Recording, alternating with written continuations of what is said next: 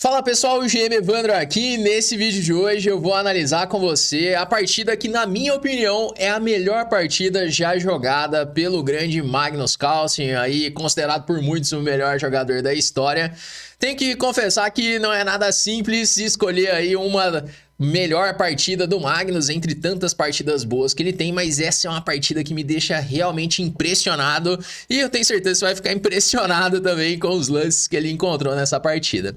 Bora começar aqui então. O Magnus, ele estava de brancas enfrentando um grande mestre chinês chamado Li Chao, que já teve ali 2.760 de rating. Essa partida foi jogada no ano de 2015, um torneio jogado no Catar, que foi um torneio muito forte.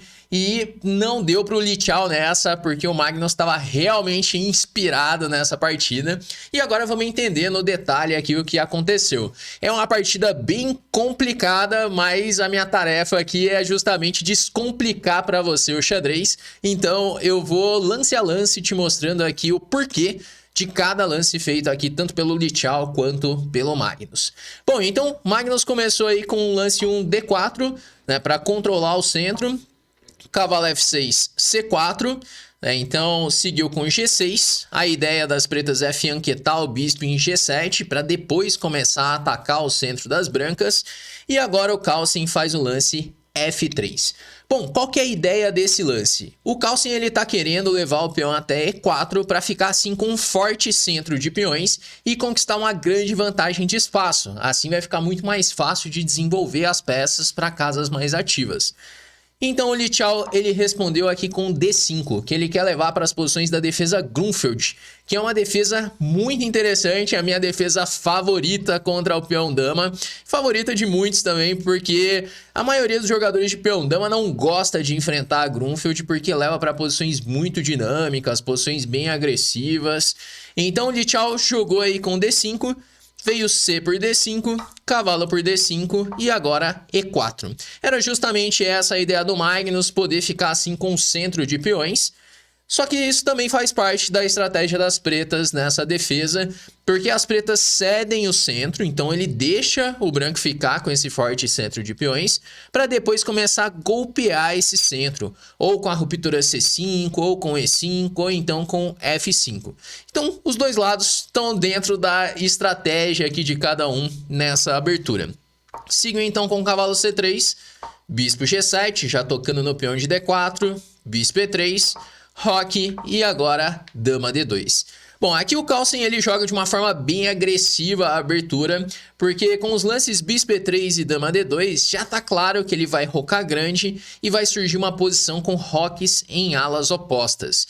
E a ideia de jogar com bispo E3 e dama D2 é justamente para levar esse bispo até H6 para trocar o bispo que defende o rei do adversário. Então sempre que o teu adversário tiver um bispo lá afianquetado em G7, faz muito sentido trocar esse bispo, porque assim vai surgir debilidade, casas fracas em volta do rei do adversário. Outro plano que faz muito sentido aqui para as brancas é poder fazer H4, H5 para abrir a coluna H. Como dizia Bob Fischer, nesse tipo de posição é só jogar H4, H5 e dar mate. Vamos ver se é isso mesmo que acontece na partida do Carlsen. Seguiu aqui então com o cavalo C6, que é uma das principais opções das pretas. Se o Li Chao, ele tivesse estudado meu curso sobre Grunfeld, que está lá dentro do Chessflix, ele não teria jogado esse lance, ele teria jogado aqui com E5, que é um lance muito interessante de se jogar. Leva para outro tipo de posição. Depois de D5, as pretas vão jogar com C6 para assim quebrar o centro. Por exemplo, roque grande, toma, peão toma, e aqui tem até a possibilidade de jogar um cavalo A6, então é uma posição muito dinâmica essa, né? Então, de repente o Li Chao tivesse melhores chances aí jogando essa posição, mas como só os alunos do Chessflix têm acesso a esse curso, o Li Chao não viu e ele acabou jogando o lance cavalo C6, que é um lance que tem muitas partidas, só que às vezes pode levar para umas posições mais difíceis de ser jogado. O preto tem que jogar com muita precisão essa variante com o cavalo C6. O Carlsen então respondeu com roque grande. E agora o Li Chao faz F5. Ele quer contra-atacar no centro. Ele quer tentar criar algum tipo de contra-jogo na posição. Tem outra maneira de jogar essa posição que é jogando com dama D6 e torre D8. Caruana, por exemplo, ele joga dessa forma, com dama D6 e torre D8. Quando Caruana jogava ali as posições de Grunfeld, é um plano que eu acho mais interessante do que F5. Só que veio aí F5 e agora o Carlsen respondeu com E5. O que aconteceu nessa posição? Depois do lance E5... o Carlsen conseguiu matar o bispo do adversário. Agora esse bispo ele tá muito passivo ali em G7. Mas em troca, as pretas conquistaram a casa D5. Que essa é uma casa que pode ser usada por alguma peça das pretas, né? Por exemplo, um cavalo pode chegar em D5. Tem outro defeito que abriu a diagonal do rei. Se um dia entra um bispo em C4, por exemplo, o preto ele pode ter alguns problemas na posição. Mas o preto vai tentar compensar isso justamente com essa casa. De repente uma pressão em D4. Então, cada um tem aí os seus pontos positivos. Eu, particularmente, gosto mais da posição das brancas já, por conta desse bispo bem passivo lá em G7. Seguiu aqui, então, com o cavalo B4, podendo levar esse cavalo para D5. Então, cavalo H3. A ideia do Magnus é poder levar esse cavalo para F4, para assim lutar pela casa D5 também. E agora o primeiro lance que foi uma novidade na época, que foi o lance dama E8. A ideia desse lance, o dama E8, é poder jogar um cavalo A4 em algum momento, para assim trocar os cavalos e o peão de A2 ele ficar sem defesa. Além disso, se a dama ela entra em jogo, a dama combinado com o cavalo vai criar algumas ameaças em cima do rei branco. E esse foi um momento que o Carlsen gastou muito tempo na partida para tentar lidar da melhor forma com essa novidade aí feita pelo Lichau. Então ele respondeu com um lance mais natural, que é o lance rei B1. Geralmente nas posições quando você roca grande, faz bastante sentido levar o rei para B1, porque você evita algumas ameaças que pode ter. Por exemplo, o peão A2 caindo em muitas posições. Agora com o rei em B1, o rei ele já fica defendendo esse peão. Seguiu aqui então com A5. Poderia ser uma opção também o lance cavalo A4, mas acontece que agora cavalo A4 pode ser respondido com cavalo A4, dama A4 e bispo C4 cheque. O bispo ele já entra em jogo defendendo a ameaça que é o peão de A2. Por exemplo, depois de rei H8, bispo B3, essa é uma posição bem difícil já de jogar de pretas. O preto não consegue criar nenhuma ameaça e o branco ele tá partindo com o ataque com cavalo F4, H4 e H5. Então, as pretas fizeram aqui A5, às vezes para jogar um A4 e A3. Veio então o bispo E2 e agora C6, aumentando assim o controle da casa D5. A ideia é poder um dia levar um dos cavalos para a casa D5. Veio então torre C1, melhorando a posição. Então assim, até aqui não aconteceu nada de tão espetacular assim na partida. Então foi a parte da abertura, né, essa transição para o meio jogo, onde ainda está completando o desenvolvimento. Mas logo logo vai começar a surgir alguns lances aqui que são bem difíceis de encontrar. E aí vai ficar mais claro porque eu acho essa partida tão genial. Veio aqui então rei H8. Bom, esse é um lance comum de fazer em posições onde avança o peão de F. Justamente por conta daquele bispo entrando em C4 em muitas posições, as pretas resolvem tirar o rei para não levar esse cheque, não levar nenhum tema tático. O Carlsen fez um lance parecido, que não é um lance tão simples assim, que é um lance rei A1. Também é um lance profilático, já evitando qualquer ameaça. De repente poderia chegar um bispo em F5 com cheque em algum momento. Com o rei em A1, ele já evita esse tipo de problema. Vem então bispo E6, cavalo F4, tocando no bispo. E agora o lance dama F7. E aqui é um primeiro momento crítico da partida, que eu quero que você pense nessa posição. Depois do lance dama F7, as pretas ameaçaram tomar o peão de A2. Qual lance que você faria se você tivesse aí de brancas?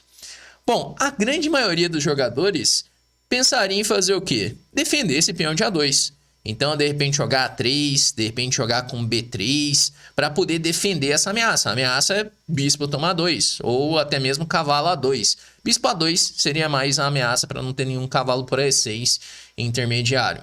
Mas acontece o quê? Se você faz um lance como B3 para defender essa ameaça, então isso cria mais fraquezas na posição do rei. Aqui fica uma dica para você.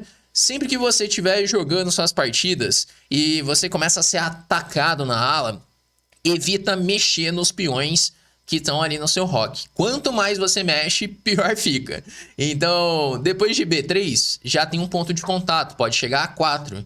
E agora, a torre de A8, ela participa do ataque também. Então, não vale a pena fazer esse tipo de lance.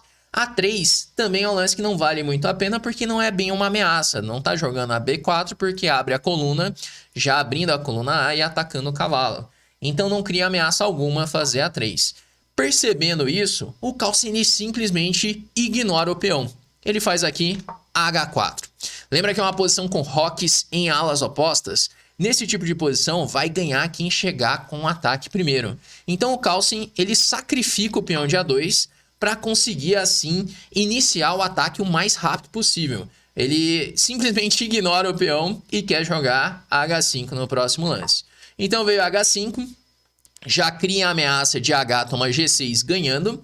No caso de G5, atacando assim esse cavalo, tem cavalo G6 cheque. Não pode tomar em G6 por conta de H G6. E aqui já está ganhando a dama. Então não faz sentido fazer esse lance. Seguiu então rei G8 para poder responder H G6 com H G6. E agora é outro momento importante da posição. Como que as brancas continuam atacando? Então, quando você está jogando esse tipo de posição, você não pode dar respiro para o teu adversário, porque é uma posição muito dinâmica. Se você joga lento, teu adversário vai começar a atacar. Por exemplo, aqui está jogando A4 e A3. Então, se chega esses dois lances, o branco pode abandonar. Por isso que é uma partida onde o Calcin está jogando ali no limite. Ele tem que jogar com muita precisão daqui para frente, senão chega o ataque do adversário também com esse A4, A3. Pensando nisso, o Calcin faz G4. Ele não quer dar respiro para o adversário, né? Porque G4 ele já ameaça tomar em F5, por exemplo, e está trazendo uma das torres para a coluna G. Vem então bispo B3, que é o melhor lance da posição. Agora não tem mais ameaças, como por exemplo, tomar em A2 em algum momento. Então a dama está mais livre, o cavalo também. E está jogando A4 e A3. Agora, qual que é a questão? As brancas precisam colocar essa dama para o ataque. Porque o ideal é que essa dama tivesse a linha H2 para conseguir atacar pela coluna H. Pensando nessa ideia, o Calcin também faz um lance mais forte da posição, que é o lance bispo D1. Com o lance bispo D1, ele ameaça ali o bispo de B3 e a principal ameaça é que ele está querendo fazer dama H2. Por exemplo, no caso de bispo toma D1, então é possível responder já com dama H2 imediatamente, ameaçando o lance dama H7. E aqui já não tem como defender bem essa posição. Por isso, depois de bispo D1, as pretas fizeram A4, defendendo assim o bispo e podendo jogar A3. Bom, o Calcin seguiu com a mesma ideia, dama H2, e agora veio torre de FD8. E aqui que é aquele momento que os dois lados estão jogando ali no limite da posição. Tá por um fio de cair a posição dos dois. Porque o Calcin tá quase dando mate pela coluna H e o Lichao tá quase dando mate pela coluna A. Então, quem chegar primeiro vai vencer. E essa é uma posição onde o cálculo de variantes ele é muito importante. E o Calcin ele conseguiu calcular com uma precisão absurda toda a sequência de lances aqui para conseguir uma posição ganha para as brancas, né? Geralmente a gente vê partidas do Calcin onde ele está ganhando de uma forma técnica ou de repente um jogo muito profilático, evitando qualquer tipo de contra-jogo do adversário. Mas a verdade é que o Calcin ele consegue ganhar em qualquer tipo de posição, seja a posição mais tranquila, seja um final apertando ou até esse tipo de posição, uma posição super tática, ele consegue encontrar lances ali com uma precisão absurda. Aqui o Calcin fez dama H7, rei F8, e aqui talvez seja o momento mais difícil assim dessa partida, porque depois de rei F8, a maioria dos jogadores fariam aqui o lance cavalo toma G6 cheque. Só que depois de rei E8, não é tão fácil de encontrar uma maneira de seguir atacando na posição. Porque, por exemplo, se tomar agora o peão de F5, tá vindo A3. E essa posição não tá nada claro o que tá acontecendo, porque já tá com a ameaça de tomar em B2. E aí toma em B2, já tá chegando o cavalo C4, o branco pode tomar mate também na posição. E aqui que vem um lance, que é um lance difícil já, um primeiro lance bem difícil que o Calcin encontrou, que é o lance D5. Bom, o que ele tá querendo fazer com esse lance? Vamos entender. Primeiro, depois de D5, abriu a diagonal do bispo de E3. Então, uma ameaça é simplesmente tomar esse cavalo. Se voltar tomando de bispo em D5, caiu o cavalo lá em B6. Ok. Então, o que acontece se jogar, por exemplo, tomando de cavalo em D5? Agora é possível jogar E6. E antes não era possível fazer isso porque o bispo estava controlando a casa E6. E o detalhe é que agora não tem casas para dama. Quando a dama vem para E8, por exemplo, tem cavalo, toma G6 cheque. E a única forma é tomar esse cavalo, entregando a dama. E aqui vai levar mate em 3 lances, tomando em G6 e depois dama F7. Então o detalhe é que o Carlsen ele quer jogar E6. Só que como ele não podia, ele teve que fazer esse D5 brilhante aqui primeiro, para então conseguir fazer o E6. Só que o Li Chao ele não desacelerou. Ele fez aqui cavalo C4. Então seguiu cavalo toma G6, rei E8, E6. Bom, a dama ela tá praticamente sem casas depois disso, depois desse E6. Se jogar agora com dama F6, tá levando mate, tá levando dama G8 cheque, bispo F8 e agora, por exemplo, torre H8 e as brancas vão conseguir dar mate no próximo lance. Só que o jogador chinês, o Li Chao, que é um jogador muito agressivo nessa posição, depois de E6, ele faz o lance A3. Então, os dois jogadores queriam brilhar nesse dia, tanto o Carlsen quanto o Li Chao. E o Li Chao, ele sacrifica a dama inteira fazendo A3. Então, o Carlsen tomou essa dama, tomando em F7, e agora vem rei D7. E aqui que é o momento mais crítico da partida. Depois de rei D7, o que está acontecendo nessa posição? Tenta pensar o que você faria de brancas. Porque não é tão simples. Tem um lance possível nessa posição que o branco fica ganho. Outros lances ou complica muito ou então o branco ele fica perdido já. Por exemplo, um lance que as brancas poderiam pensar em fazer nessa posição é tomar o peão de A3. Porque a ameaça das pretas é qual? Tomar em A3 com cheque, rei B1 e torre A1 mate. Só que agora, se tomar em A3 para resolver esse problema, o branco ele perde a partida. Porque as pretas podem fazer torre tomar A3 cheque, rei B1 forçado, e agora tem um lance que dá para deixar passar esse lance facilmente numa partida. Aqui tem um lance bispo C2 cheque. A ideia é que depois de bispo tomar C2, é possível jogar torre A1 cheque, sacrifica mais uma peça. Rei toma, bispo toma C3, rei B1 e agora cavalo A3 mate. Me diz aí, você já tinha visto um mate tão brilhante como esse? Isso não aconteceu na partida, mas poderia ter acontecido se o Carlsen não tivesse visto essa ideia, feito aí o B toma 3. Mas é claro, o Carlsen depois de rei D7, ele viu que tinha essa ideia e ele já tinha preparado antes um contragolpe na posição, que é o lance cavalo E5. Ele começa a devolver um pouco de material na posição para simplificar e assim consolidar toda a vantagem. Depois um lance cavalo E5 cheque, se tomar de cavalo em E5, então está caindo o bispo em B3. E agora só com torre e cavalo não é possível dar mate na posição. E no caso de jogar o bispo toma E5, que foi o lance da partida, vem dama toma F5 cheque, rei C7... E agora o lance que consolida toda a vantagem das brancas e agora vai simplificar a posição. As brancas devolvem a dama com dama toma E5. Também é o único lance aqui da posição para o branco ficar com vantagem. Vem dama toma E5, cavalo toma E5 e agora bispo toma B3. E no final de todas essas complicações acaba sobrando uma peça inteira de vantagem para as brancas. Ainda seguiu mais alguns lances, seguiu com um peão toma, rei toma B2, cavalo D3, rei B1, cavalo C1, torre C1. Apesar do preto conseguir recuperar um pouco de material, a diferença ainda é muito grande, né? Tem o par de bispos, tem os peões passados também.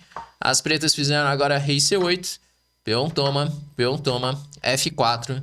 E depois desse lance, o Li Chao ele teve que abandonar imediatamente, porque não tem casas boas para colocar esse cavalo. Se agora toma em G4, tá levando bispo E6 cheque.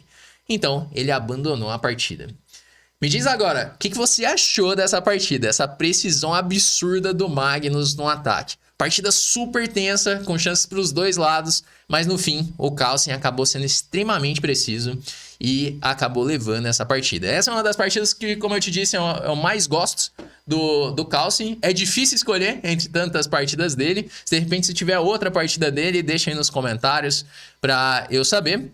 E se você quer aprender mais sobre xadrez, quer aprender sobre a Grunfeld, como eu falei aqui, e outras aberturas também, eu quero aproveitar para te convidar a conhecer o Chessflix, que é a nossa escola de treinamentos de xadrez, onde você pode treinar comigo e com outros grandes mestres. E lá dentro do Chessflix você vai poder aprender sobre diversas aberturas, como a Grunfeld, Caro-Kann, escocesa, dezenas de aberturas analisadas pelos mestres da Chessflix e ter acesso ali a trilhas de treinamento de acordo com o seu nível. Então, de acordo com o seu rating, você vai ter ali uma sequência de aulas de abertura, de estratégia, de tática, de finais, para assim conseguir evoluir no jogo e alcançar o próximo nível.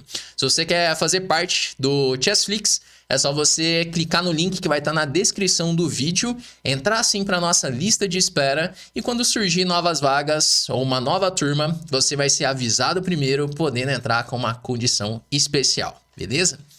Com isso, nós vamos chegando então ao final desse nosso vídeo de hoje. Eu espero que você tenha curtido, que você tenha aprendido mais e a gente se vê no nosso próximo vídeo aqui do canal.